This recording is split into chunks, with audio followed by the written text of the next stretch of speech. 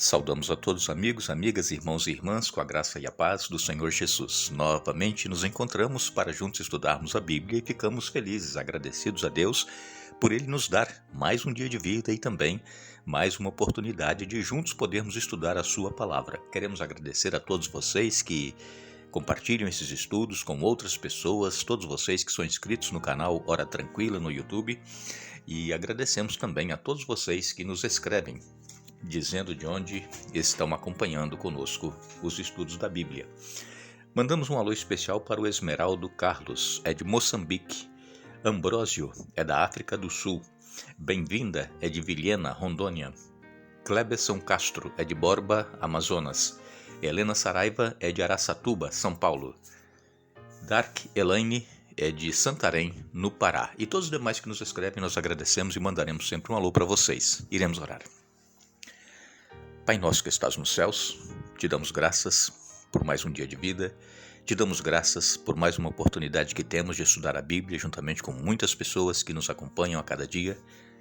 E te agradecemos, Pai, porque tu sempre estás presente conosco. Neste momento pedimos que o teu Espírito Santo esteja abrindo a nossa mente para entendermos a tua palavra e colocá-la em prática em nossa vida.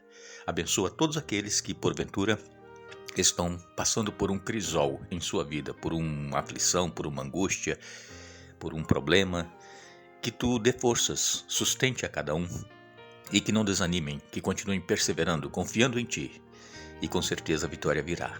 Te pedimos agradecidos em nome de Jesus. Amém. Esta semana nós estamos fazendo um estudo baseado em uma semente, em um grão que é necessário morrer para poder germinar, para poder crescer, produzir frutos, e nós precisamos também morrer para o eu, morrer para os nossos próprios desejos, para podermos então ser usados por Deus para produzir frutos para o reino celestial.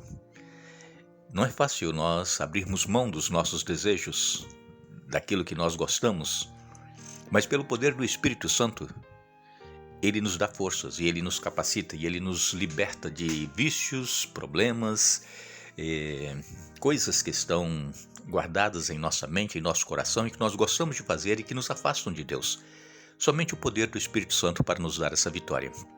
Ontem nós falamos aqui a respeito de estarmos prontos para ouvir a voz de Deus. Não somente ouvir, mas disposto a fazer a vontade de Deus. Foi o que Samuel falou com Deus. Quando Deus o chamou, ele ainda era criança, e ele, orientado por Eli, o sacerdote, ele disse: "Fala, Senhor, porque o teu servo ouve." E a partir daquele momento, Deus começa então a usar Samuel. Falou tudo o que iria acontecer com a casa de Eli, e assim aconteceu. Os filhos morreram porque eles profanavam os sacrifícios que eram oferecidos a cada dia. Eles escolhiam os melhores pedaços de carne para comer, e às vezes não estava nem assado ainda, cozido, eles já queriam daquele jeito mesmo, crua. E então Deus disse que iria destruí-los, e Eli sabia de todas essas coisas e não tomava uma atitude. E ontem eu disse que nós deveremos agir com energia quando os nossos filhos estão procurando sair da presença do Senhor e fazer a sua vontade, mas essa energia que eu quero dizer não é bater, não é agredir, é com oração, é com carinho, e isso especificamente ainda enquanto eles são crianças, porque depois que se tornam adolescentes, aí fica muito mais difícil. E normalmente, quando os filhos já são adolescentes e não querem nos ouvir, começa a surgir muita briga, confusão, gritaria na família, porque nós queremos obrigar os filhos a fazer e eles não querem fazer.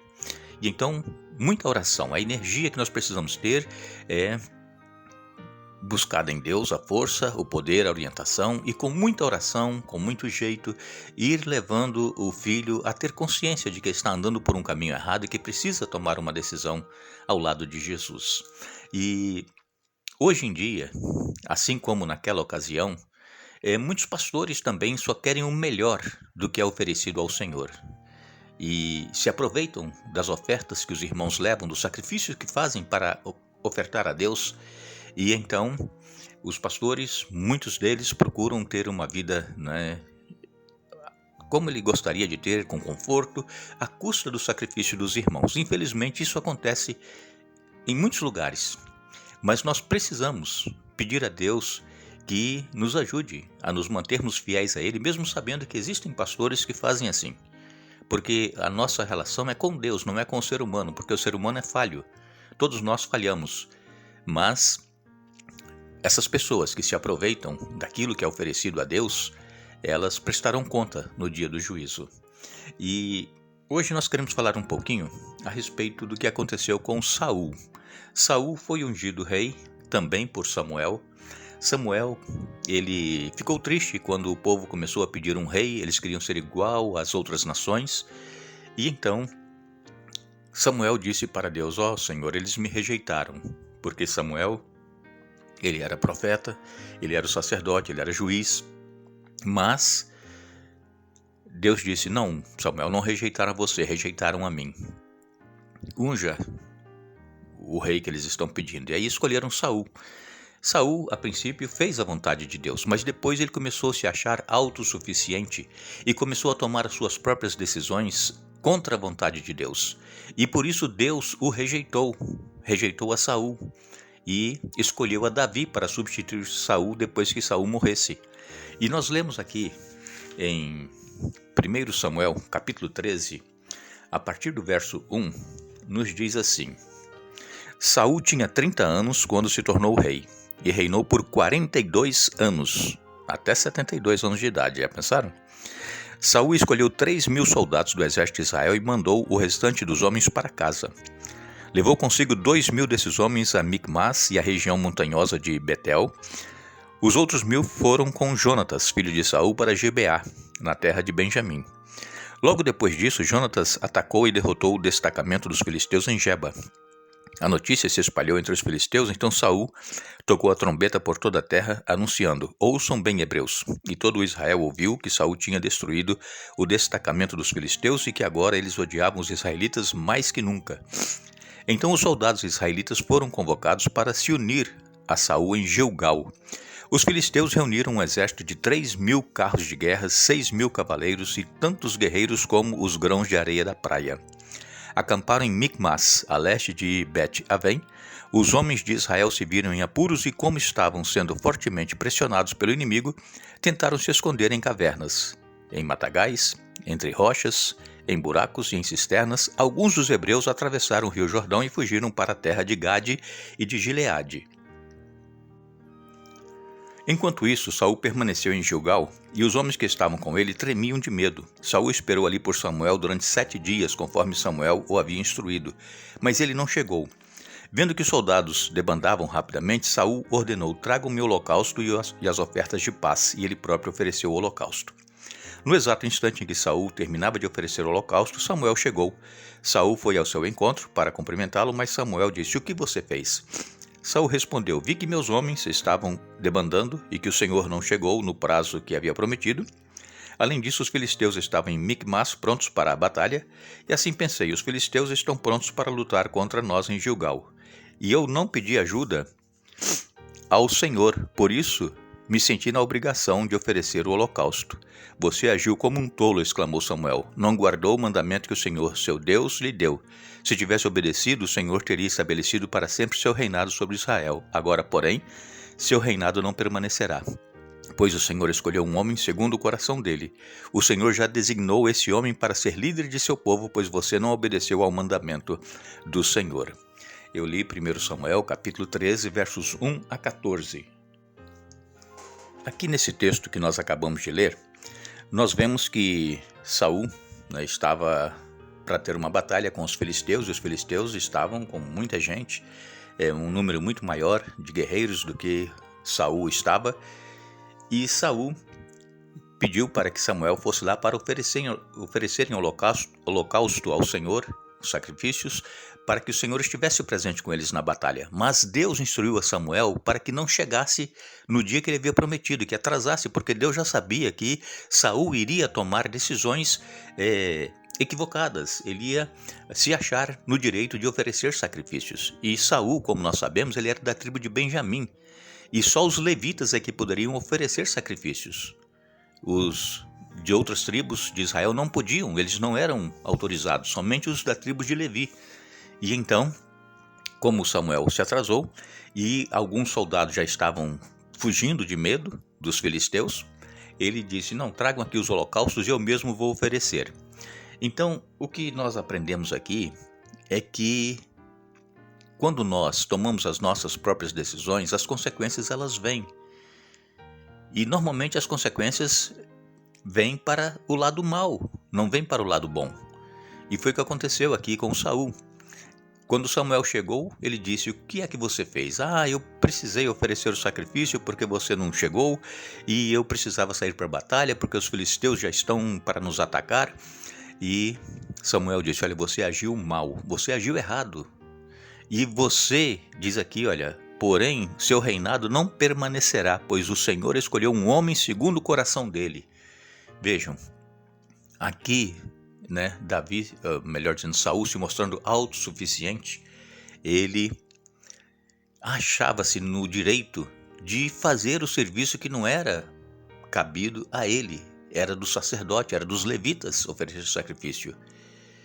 Irmãos, não vamos querer passar na frente daquilo que nós sabemos que Deus quer de cada um de nós. Vocês se lembram quando Eva, lá no Jardim do Éden, tomou daquele fruto, comeu? Deus havia dito que não comesse porque eles morreriam. Mas ela comeu e não aconteceu nada com ela, e ela também levou para Adão, e Adão participou também daquele fruto, e aí eles perceberam que estavam nus. E começou então, a partir daquele momento, a morrer. Por quê? Perderam aquela luz de glória que os cobria, e eles perceberam que estavam nus, e Deus disse para eles: olha, vocês agora têm que sair daqui do Jardim do Éden, vocês vão ter que trabalhar, suar, sofrer para comer, para conseguir o que comer e também para ter filhos. E então, naquela ocasião, Eva, ela confiou no seu próprio julgamento, que o fruto é bom, e então não aconteceu nada comigo. E a serpente inclusive falava, isso era uma coisa anormal, um animal falar, a não ser no caso de Balaão, quando Deus usou aquela mula para falar. Mas então, vejam que não quer dizer que aquilo que nós vemos e achamos que é bom vai ser bom para nós. Não, nós temos que ouvir a Deus, fazer a vontade dele em nossa vida, obedecer a Deus. É o que nós falamos ontem aqui, disposição para ouvir, para obedecer, fazer a vontade de Deus. E então, nós vemos que Saul, ele se viu numa situação em que ele achou que ele poderia oferecer o sacrifício e depois ir para a batalha. Mas, quando Samuel chegou, disse: olha, o teu reino não perdurará para sempre. Um outro rei já vai ser escolhido em seu lugar. Irmãos, que nós não sejamos autossuficientes em nossa vida espiritual, autoconfiantes em nós mesmos, que nós possamos depender cada dia mais do poder de Deus em nossa vida, do Espírito Santo em nossa mente, em nosso coração, porque senão nós vamos seguir caminhos que nos levarão para a morte. Nós precisamos nos humilhar diante da potente mão de Deus, para que Ele possa fazer a vontade dEle em nossa vida. Precisamos morrer para o eu. Nós não somos melhores do que ninguém. Apesar de todo o conhecimento que nós temos e toda a capacidade que Deus nos dá, nós não somos melhores do que ninguém. Somos todos dependentes e carentes da graça e do amor de Deus em nossa vida. Que Deus nos abençoe, que Deus nos ajude a reconhecermos que necessitamos da presença de Deus cada dia, cada momento em nossa vida, e que possamos estar prontos a fazer a vontade dEle e não a nossa vontade. Nós agradecemos a todos que estiveram conosco hoje estudando a Bíblia. Retornaremos amanhã, Deus assim nos permitindo, para continuar o estudo desta semana. Mas não nos esqueçamos, amados, não se surpreendam com as provações de fogo ardente pelas quais estão passando, como se algo estranho lhes estivesse acontecendo. 1 Pedro capítulo 4, verso 12. Que Deus nos abençoe.